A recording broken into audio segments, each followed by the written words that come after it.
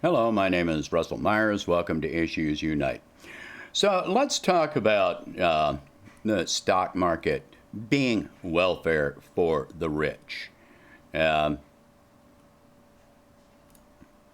so there has been talk for quite some time about the Fed creating money from thin air and buying up market assets.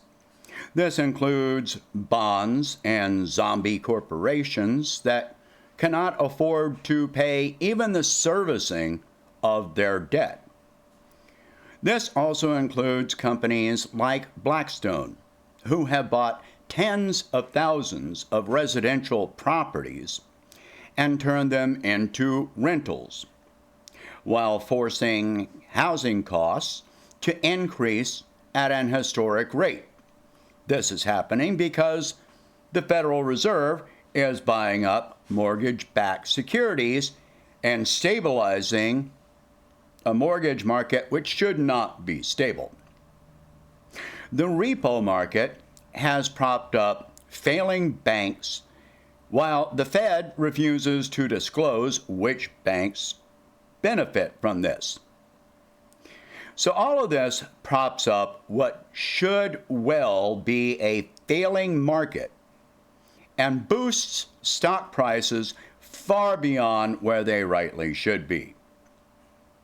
One big problem with this is that the more money the Fed prints, the more devalued the dollar becomes.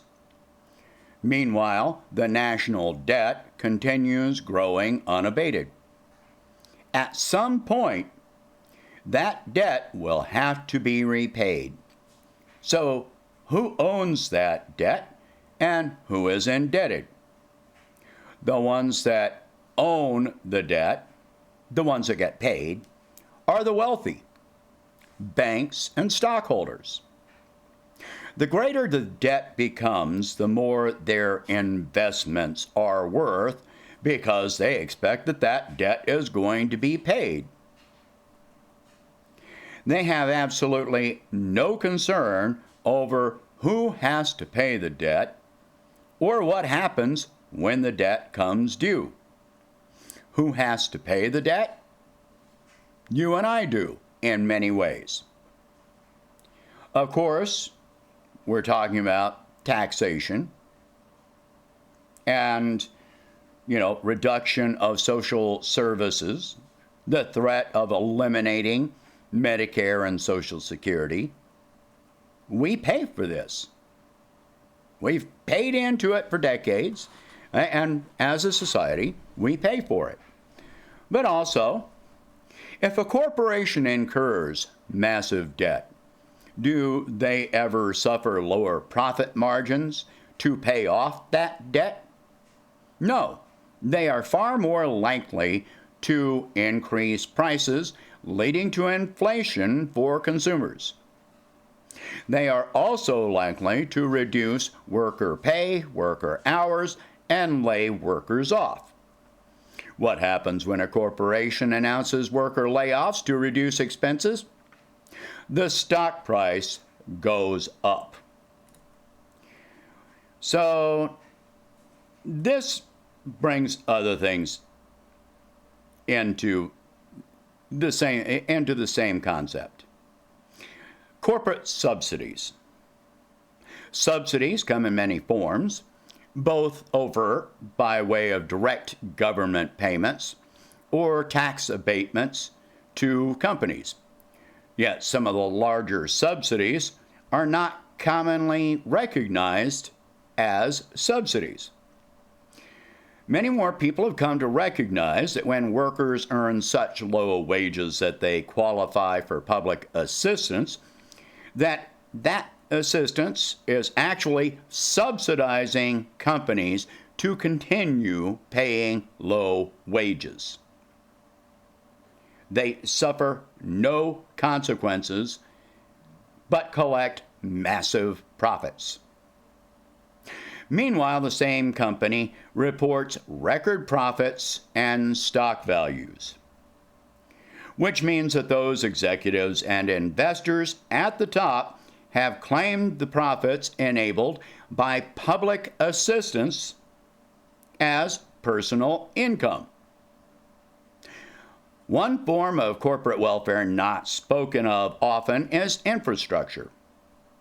Once a city or state offers payments and abatements to a company to build a business in their location, the subsidies do not end there.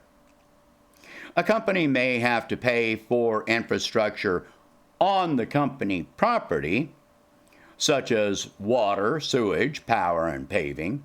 However, most often, the location requires public infrastructure leading up to the property. Roads, water supply pipes, sewage lines, power lines, and roads. These things are paid for by taxpayers.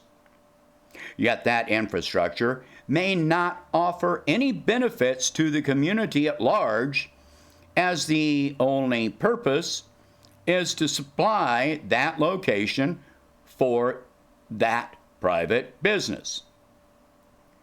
Often these subsidized locations never remain functional long enough for the community to recoup the subsidies provided.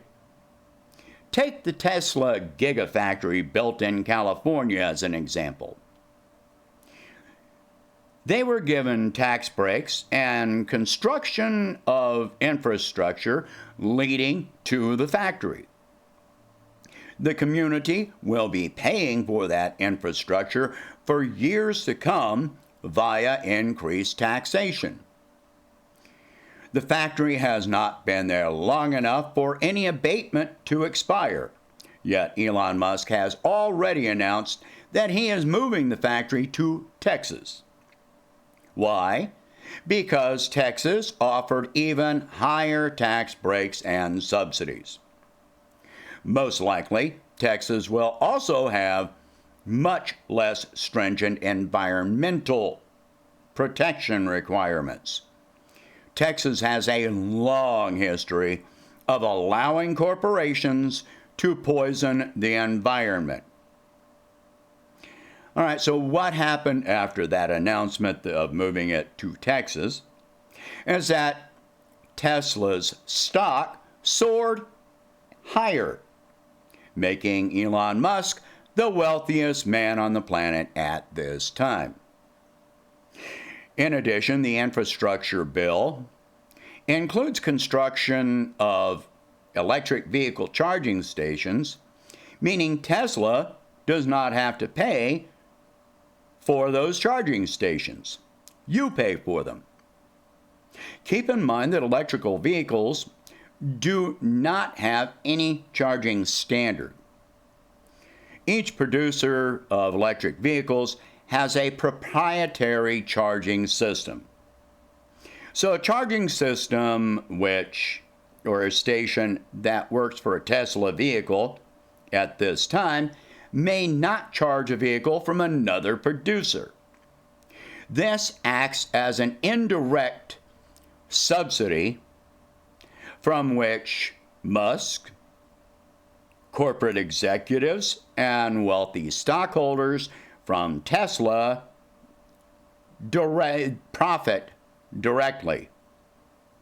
You pay in, they collect. They hoard wealth. I've talked about how social support programs have a cumulative effect which benefit the economy. I use the example of food stamps. If you take food stamps to the grocery store, you're not just paying for just your food. You're paying for the salary of the manager, the cashier, the stock person, the delivery driver, the maintenance person, the farmer, the rancher, the food processing companies. That $1 in food stamps goes to all of these. But when you subsidize corporate profits and the wealthy, and we're talking about money velocity. Let's use the cashier as an example. Just to simplify this, let's say the dollar that you spend at the store, whether money or food stamps, goes directly to the cashier. Well, the cashier turns around and they buy food, they pay their car payment, they pay their taxes,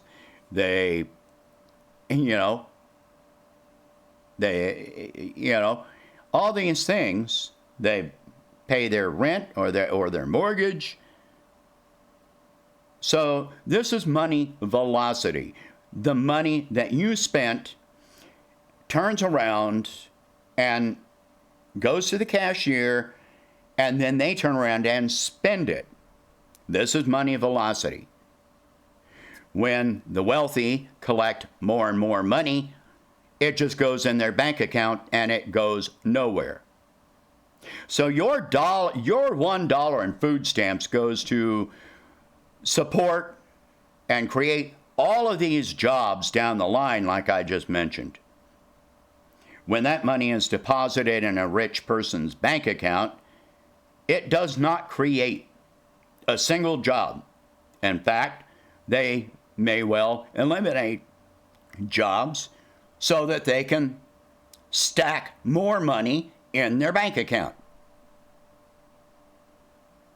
So we're paying for all these things in so many different ways. Let me go back to the subsidies, because I brought something up here. All right, so subsidy tracker top 100 parent companies. Boeing, now they don't give a time frame for all of this, but 15 billion. GM, 8 billion. Intel, 6 billion. Alcoa, 5 billion. Foxconn, 4 billion.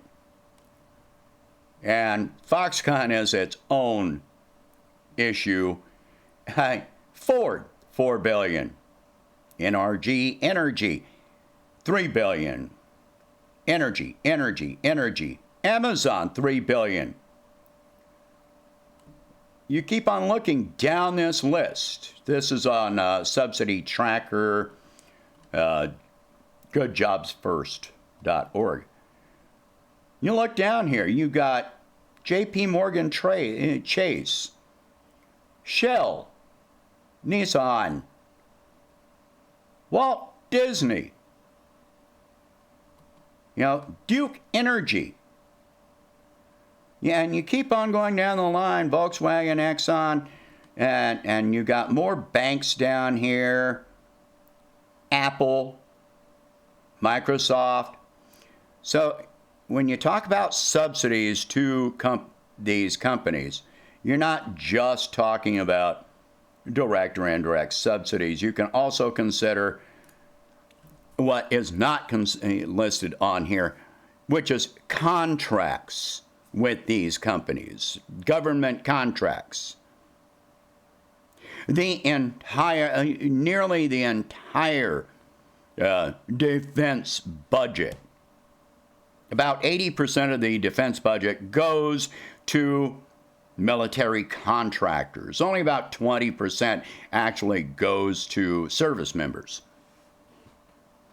So 80% of the world's largest defense budget goes to corporations.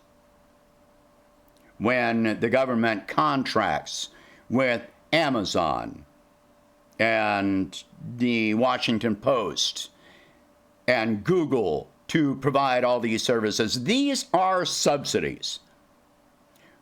Our tax dollars are going toward making these companies larger and for the stockholders to collect more and more money, which never comes back into the economy.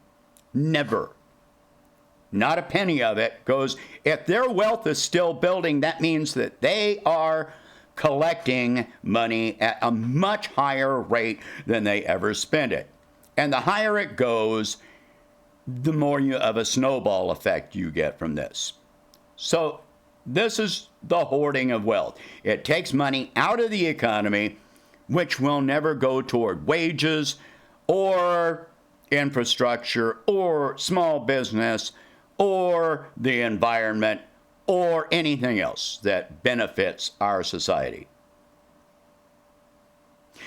The hoarding of wealth is the greatest atrocity that is going on right now. And there are people that complain about, oh, well, it's a class warfare. Yeah, it is class warfare. Hey, the poor didn't declare this war. The wealthy declared this war generations ago. This war has been waging for far longer than I've been alive. It's just now that workers, consumers, general people are waking up to this fact and getting to the point where they're willing to fight back. So the people that are complaining about, oh, you can't tax the rich more, you can't take anything away from them. Yes, we absolutely can, and we need to.